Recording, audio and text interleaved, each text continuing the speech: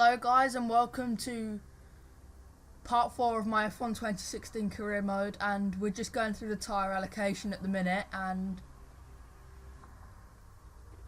we're going to go with the softer because tyre wear is extremely low at Russia, if I'm very honest. Now we're going through the practice program results. As you saw, we've absolutely nailed everything.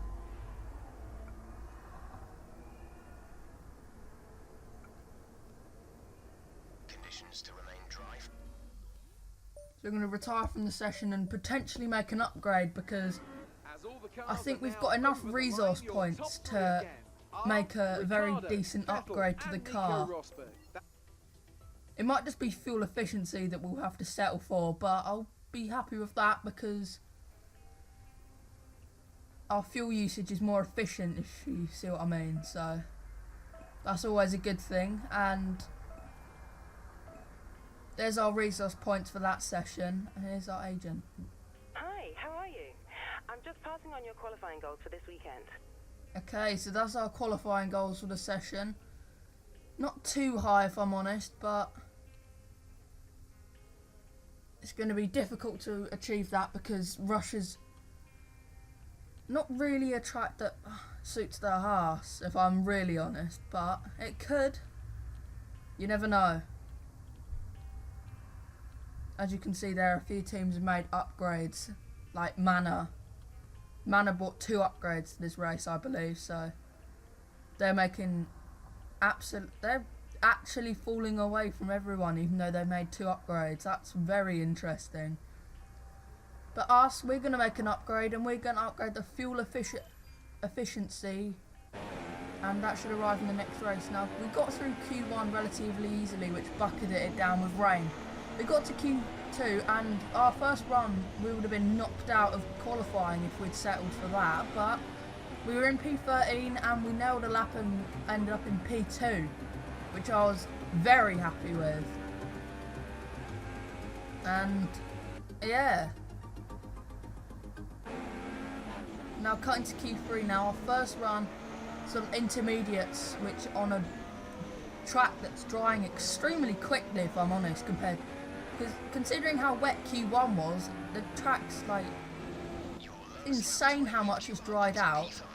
First one got us like P6 or P6, yeah. And I was about to retire from the session because I was happy with that run. But I thought, if I waited to the end of the session, would the track completely dry up? And it turns out it has, according to the TV feed there.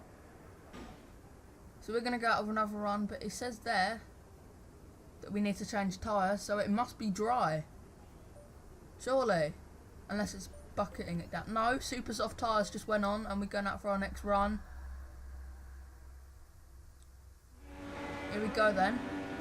I don't think any of the AI will do the same thing as us, so maybe we might get poled by an absolute mile, but it turns out some cars are on the same tyre as me there, and as you just saw there, DRS is enabled, so that's the cue to go onto dry tyres, roughly anyway. Maybe just after that, but it's a lot of understeer because the track's still very greasy, if I'm honest. Run very wide there. One wide there. Oh no, that's going to compromise our exit going onto this straight. This could cost us a chance to get a very decent grid position for this Grand Prix. And DRS is enabled, so we're going to gain a lot on this straight. We head down into the braking zone. Remember, the braking distances reduce when it's dry. Down on our, and now we're up on our delta. Swoop round this left hander, brake for this corner, take it in 4th gear, accelerate early, almost exceeded the track limits, but we've gone purple, so maybe we'll get pole if the AI don't find a decent rhythm in these conditions. Then yeah, you never know what could happen. Come through this double left hand now. checkered flags out, which was that was ages ago, but run a little bit wide there onto the curb. Remember, the curbs slow you down on this game, or if it's like a big curb. But what's our delta coming through this corner? We're very much up on pole position. We're 2.5 seconds up, so we hit the wall about 2 seconds ago. But brake now, hit the apex, swoop round that corner, corner cut slightly, but I don't think all four wheels are off the track. We come through this corner now, track extend a little bit, but it might not make too much difference, although every thousandth count. We just came across the line and we got pole position for the Russian Grand Prix, so the AI mustn't have found a rhythm, as you can see there. We've taken pole by best part of 5.5 seconds. Took pole with a 1 minute 46. We'll be live and uninterrupted for the Grand Prix tomorrow. That's a decent lap time in changing conditions, but we've nailed that. And I can't believe we've got pole.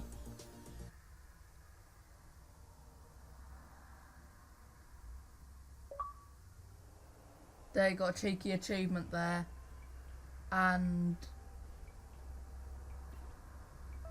there's our resource pointer for the session,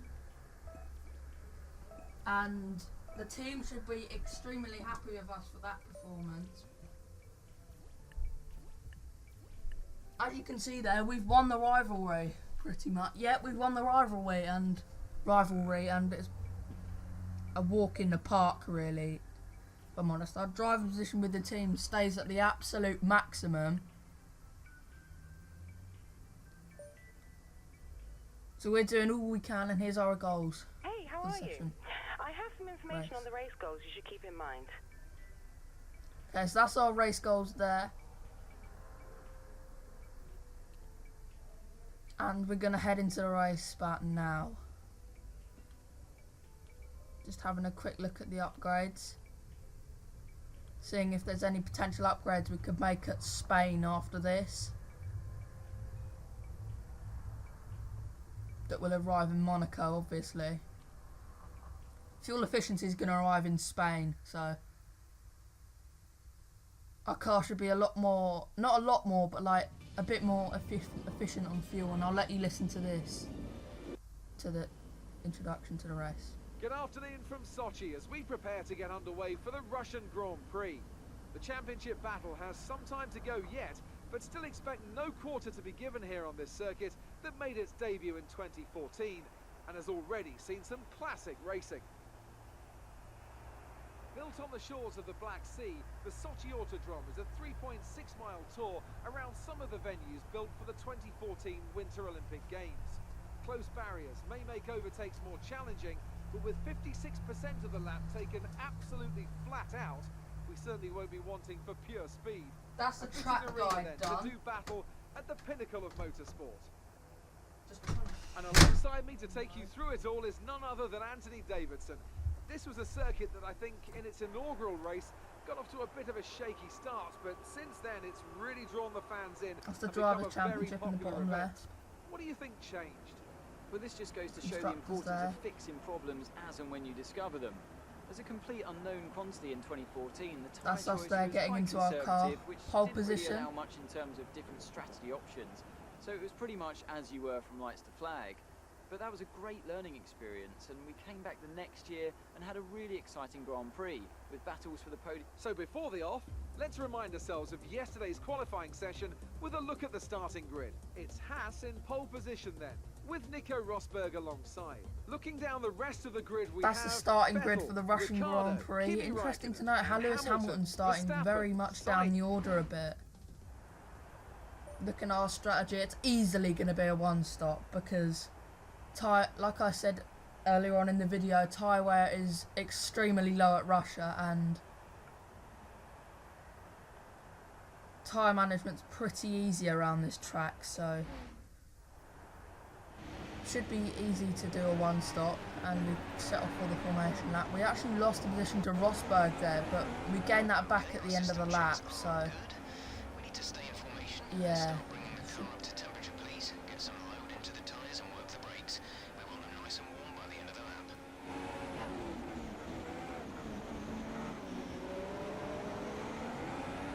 Included the formation lap because I didn't think that Rosberg would give us back the position, but he did in the end. So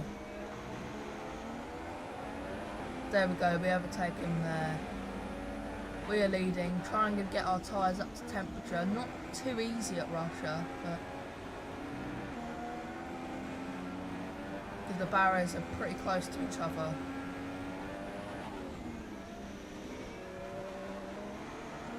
In some parts of the circuit, but like here, not here though, because the barriers are very far apart, but like places like here is when you've got to be really careful when warming up your tyres. And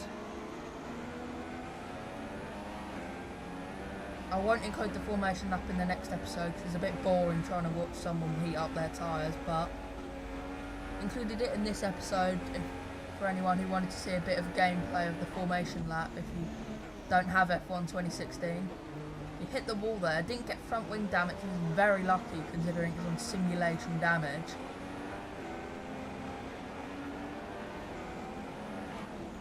Here we come to the end of the lap now.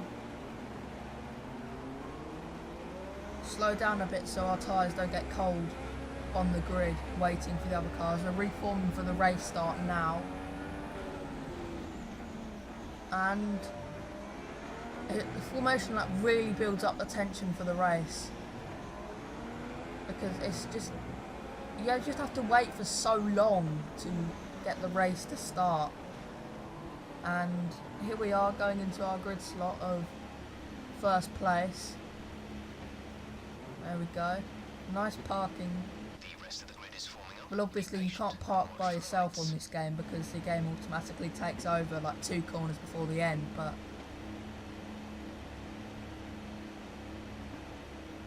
just waiting now.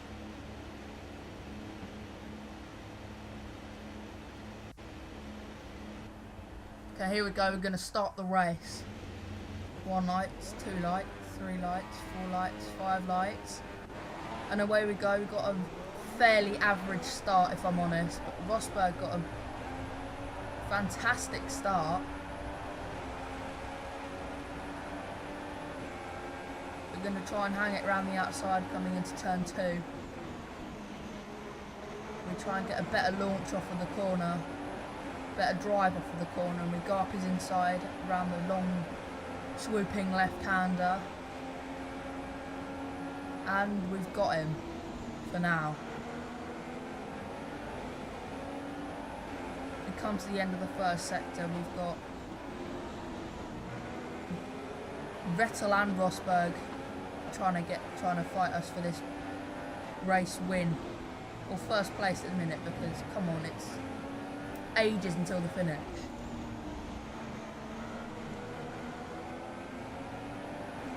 But I feel like Rosberg and Vettel might have me on this straight, because the straight line speed of the Mercedes and the Ferrari is like, they've just got so much straight line speed. But it turns out, as we hit the wall yet again, that we've had more straight line speed there, and Hamilton just absolutely flies past us there.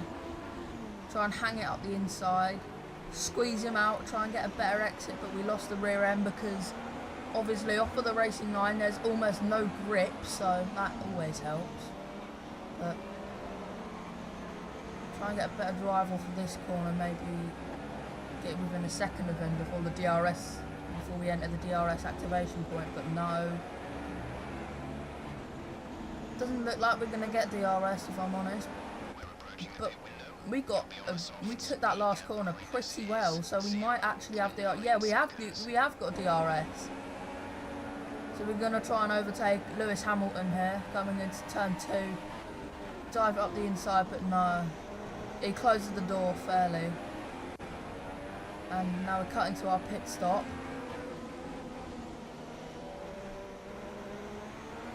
Slow down well before. We maybe lost a bit of time by doing that.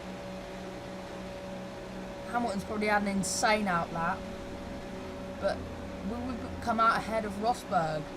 That could be crucial for our race if there's a safety car. Hamilton's already gone past us and we only just left our pit box, so he gained an insane amount of time on that lap, proving the undercut is very, very strong at Russia. And yeah,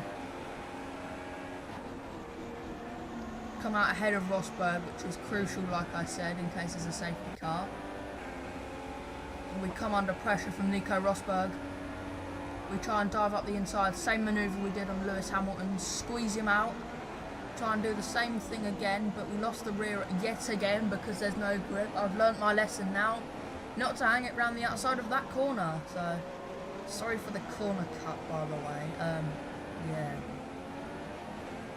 got a good drive off of that corner, but it turns out Nico Rosberg got roughly the same amount of good drive off of that corner. We try and get a good exit off of the last corner. But no, it looks like Rosberg's probably got us.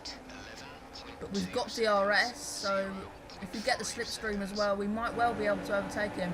Closing in on him a lot here, soar past him, dive it up the inside, hit the apex, squeeze him out, and that's second place taken back. We just went on the replay to check if it was a fair move because I don't want any of my overtakes really to be aggressive and forceful, so no, he just ran himself out of road there, so that's a fair move by us. We come under pressure yet again by Nico Rosberg. He goes up the inside because we learnt our lesson not to hang it around the outside. He does the same manoeuvre as we did on him, but we keep the inside line and where all the grip is. We're just checking if that was a fair move or not. Come down into this corner. I don't know the name of. Almost touch. Not quite though. Let's get the television camera there. Very nice.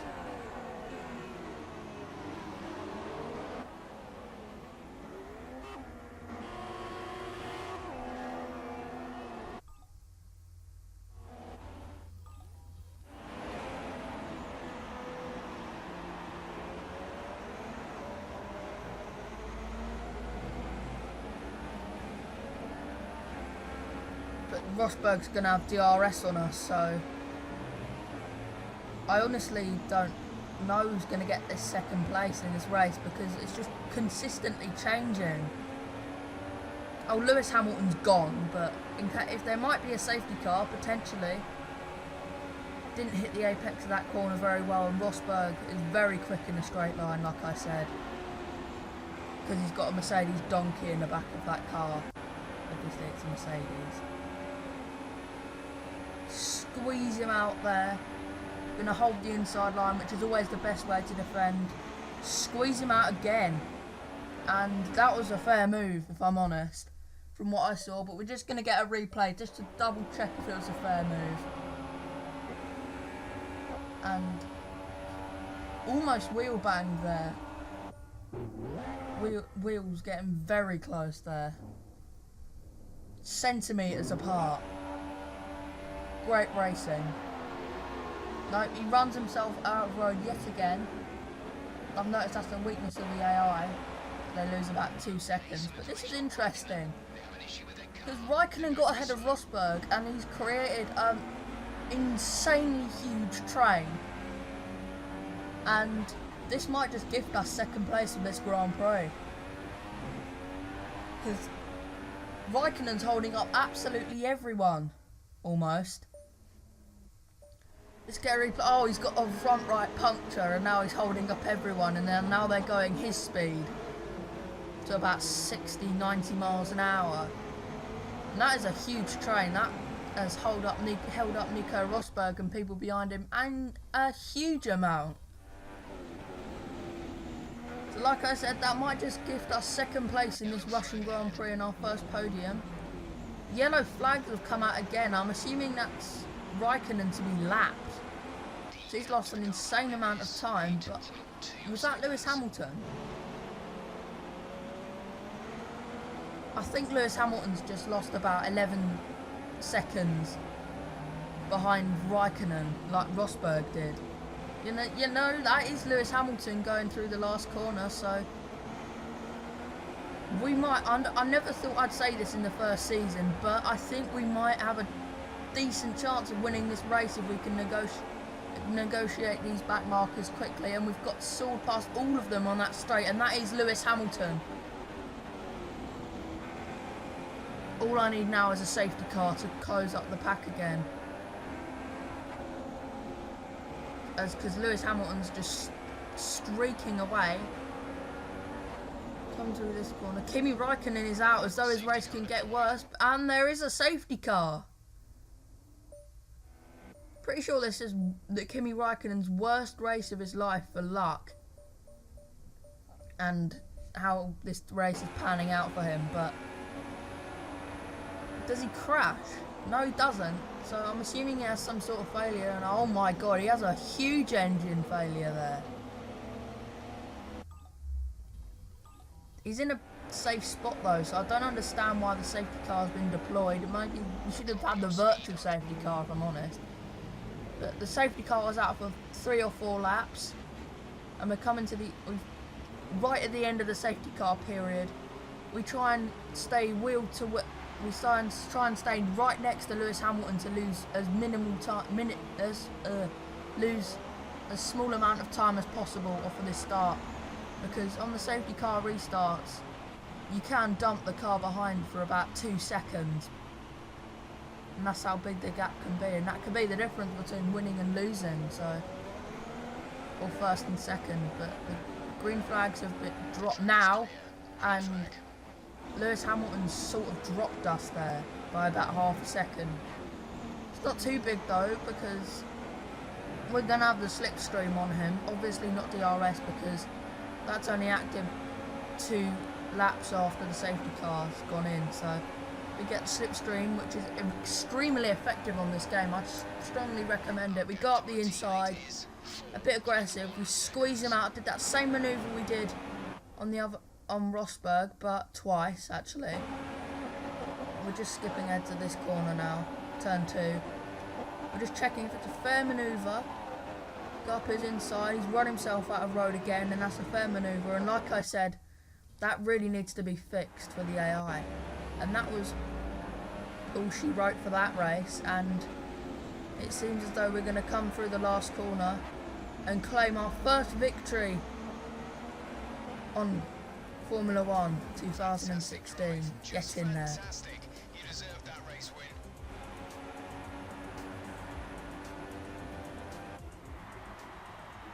A great win then for the Haas team today. Anthony, what do you think made the difference here? Well, time management probably played quite a large role in the outcome of this one. As ever, it's not just about speed, it's all about maintaining that speed consistently over a stint, over a race distance. So being able to keep We're ecstatic with that performance. The Haas crew are as well. Kevin Magnussen looks a bit dejected, but our drivers are making their way out for the podium celebrations, and it's going to be Haas picking up the winner's trophy. Renault need to upgrade their car because they're falling behind a bit. Coming out on top. And it turns out both Haas's got on the podium, so very good result for the Constructors' Championship. We were the winning constructor in this race because we got the most points, obviously. And I just can't believe we won that race.